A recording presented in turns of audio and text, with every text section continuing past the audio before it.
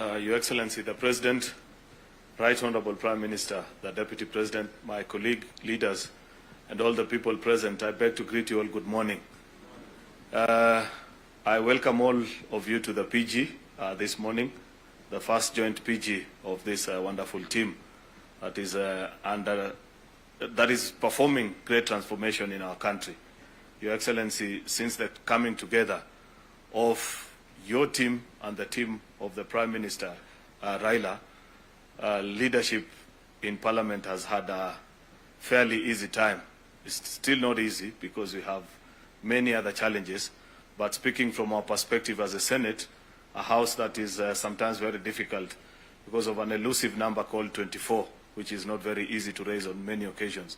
But with the assistance of colleagues from the ODM party, together with colleagues, I think when Leader Ichung'wah recognized all the parties, you forgot to mention our party, the party of Jubilee, that it is actually present here. It's good to recognize them. They are also a very formidable team for us in the Senate. They have a serious number of delegation, and they have been very useful to us.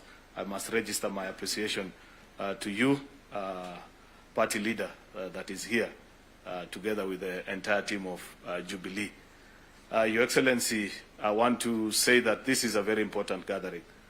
Last week, both you and the Prime Minister and even the Deputy President spent time with the governors at the devolution conference. And there are certain things that you said, which as members of Parliament, we felt that you are keeping not very good company for too long. And members were saying, when will we meet the President and the Prime Minister, so that they also appreciate things from our perspective as members of Parliament. So we hope today you'll also say something about governors after listening from the perspective of members of Parliament. Because there are certain things that you said, Prime Minister, which if you stop, then it is as good as telling us to go hard goods as senators.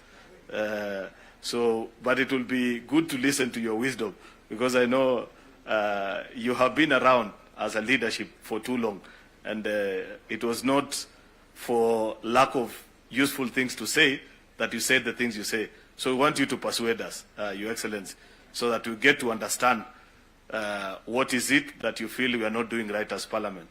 In any case, many of the practices, including the not so good one, the people who we took over the baton of leadership from, they're in this room, including yourselves. So it will be important. I'm being told 2 terms to 2 terms to me or to the President.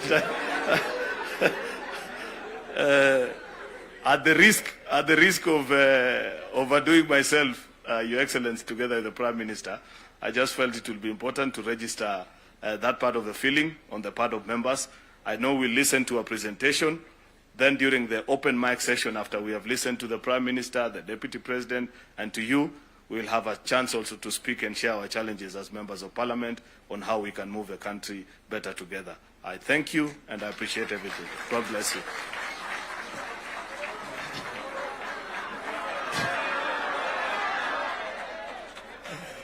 Thank you, Leader. Your Excellency, as you have clearly heard, Senator Aaron Cheruiyot has earned himself a 2-term as a leader of majority in the Senate. Allow me to now welcome my partner and colleague, the Honorable Junet Mohammed.